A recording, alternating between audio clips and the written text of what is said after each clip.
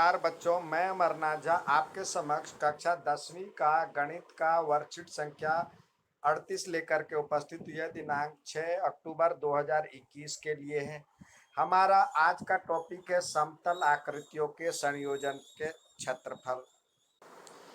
तो उसके आधार पर जो पहला सवाल दिया है, कह रहा है एक समबाहु त्रिभुज ABC के क्षेत्रफल 17,320.5 वर्ग सेंटीमीटर है। इस त्रिभुज के प्रत्येक शीर्ष को केंद्र मानकर त्रिभुज की भुजा के आधे के बराबर त्रिज्या लेकर एक वृत्त खींचा जाता है। तो छायांकित भाग का क्षेत्रफल ज्ञात कीजिए। तो देखिए, पहले तो समबाहु त्रिभुज, और यहाँ पे कह रहा है पाई का मान भी ये दिया हुआ है और √3 का मान भी ये दिया हुआ है।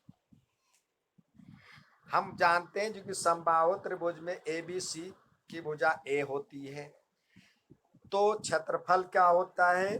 √3/4 भुजा स्क्वायर यानी A²। अब एक हमें नहीं पता है, लेकिन क्षेत्रफल यहाँ पे दिया हुआ है। क्षेत्रफल आपके सामने दिया हुआ है, तो ये क्षेत्रफल यहाँ पे हो जाएगा एक,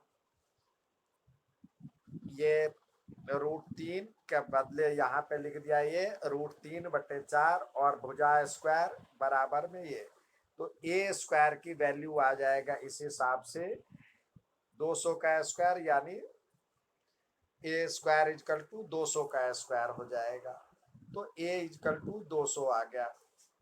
अब कह रहा है, दूसरा कह रहा है इसके यानी हम समबाहु त्रिभुज इस प्रकार त्रिभुज है। अब इसके आधे त्रिज्या लेकर के इस तरह से एक सर्कल यहाँ पे बन रहा है, एक सर्कल, और एक आधे से इसको टच कर रहा है और इस तरह से ये टच कर रहा है। तो ये इस तरह के सर्कल बन रहे हैं। तो हमें छायांकित भाग कह रहा त्रिभुज, तो ये छायांकित भाग का क्षेत्रफल ज्ञात करना है। तो हमें छायांकित भाग का क्षेत्रफल ABC के क्षेत्रफल से 3 गुने एक त्रिज्यखंड का क्षेत्रफल निकाल देंगे, और ये सारा कोण समबाहु त्रिभुज है तो 60-60-60 का होगा। तो आपको ये बार त्रिभुज का क्षेत्रफल दिया ही हुआ है। अब 3 गुने θ/360 πr² हो जाएगा। तो ये तो इसका त्रिभुज का क्षेत्रफल है 3, और थीटा के बदले 60 आ गया, 60/360, और आर के पाई के बदले 3.14, और ये 100 का स्क्वायर हो जाएगा, क्योंकि आधे पे ये कह रहा है। तो आर बराबर A/2। तो इस तरह से यहाँ पे देखिए, यहाँ पे ये आकृति बनी हुई है।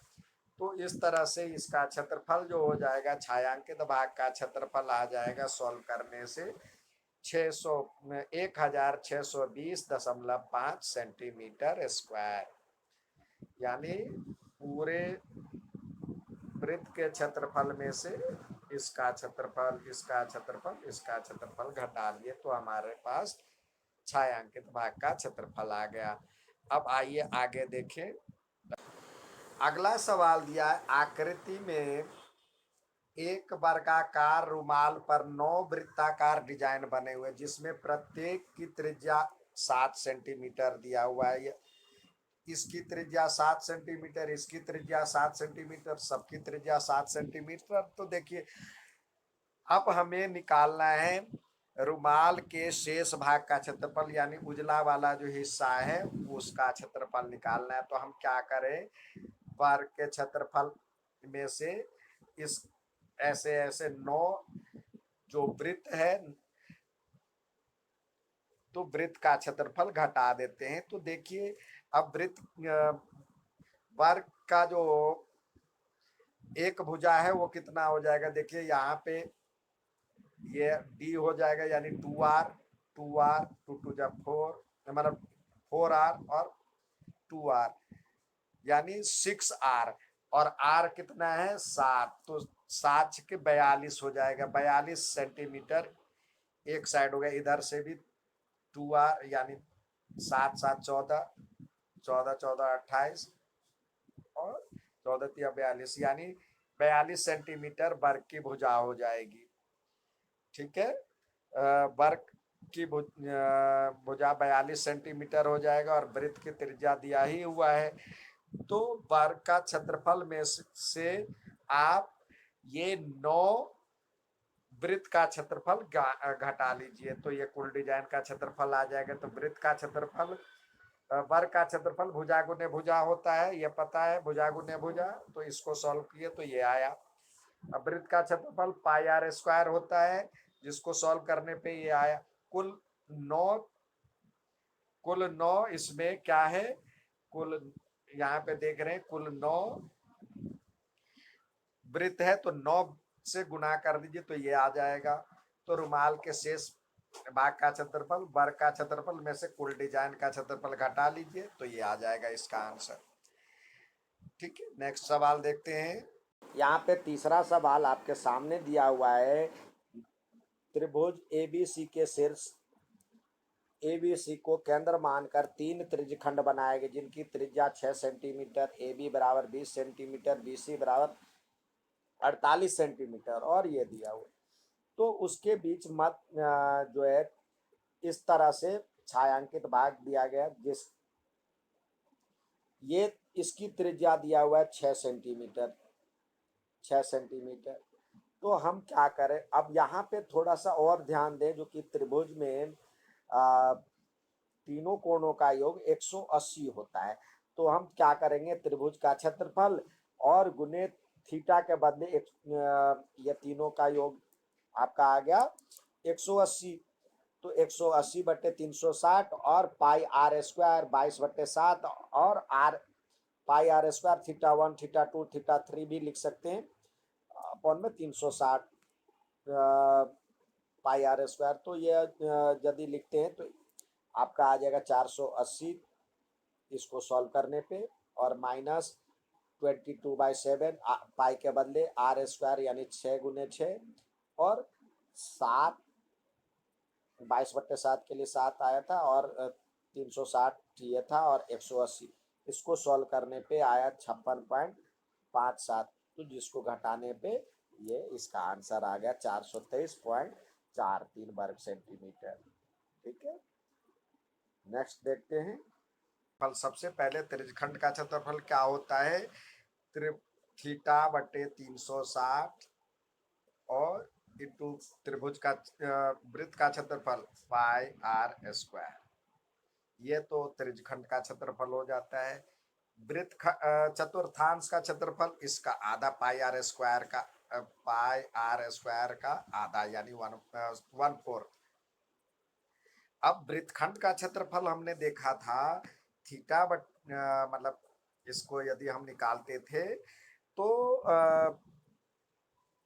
त्रिज्यखंड का क्षेत्रफल में से त्रिभुज का क्षेत्रफल निकाल देते थे। तो ये आया था, इसका फॉर्मूला आता है पाई आर स्क्वायर थीटा बट्टे 360, थीटा बट्टे 360 पाई आर स्क्वायर माइनस 1/2 और आर स्क्वायर साइन थीटा। ये आपका वृत्तखंड का क्षेत्रफल आया। थीटा बट्टे 360 पाई आर स्क्वायर में से 1/2 R square sine theta subtract करना है। ठीक है, अब नेक्स्ट सवाल देखते हैं। दूसरा सवाल दिया है आकृति 1 में ABCD भुजा 28 सेंटीमीटर वाला एक वर्ग है। ये इसकी भुजा 28 सेंटीमीटर दिया हुआ है। ABCD को केंद्र मानकर 4 वृत्त इस प्रकार खींचे गए कि प्रत्येक भुजा शेष 3 भुजाओं में से 2 भुजाओं को बाह्य रूप से स्पर्श करता है।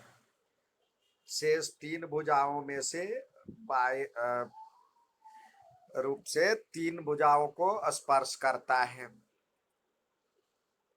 ठीक है, तो हमें छायांकित भाग का क्षेत्रफल ज्ञात करना है। अब ये देखिए ये 28 है। ठीक है, तो 2r मिल करके 28 हो रहा है, तो इसकी त्रिज्या क्या हो जाएगी, 2r इजकल टू 28, तो r इजकल टू 14 सेंटीमीटर हो जाएगा। ऐसे ऐसे 4 चतुर्थांश हैं। तो छायांकित भाग का यदि हम निकालेंगे, लिखेंगे छायांकित भाग का क्षेत्रफल,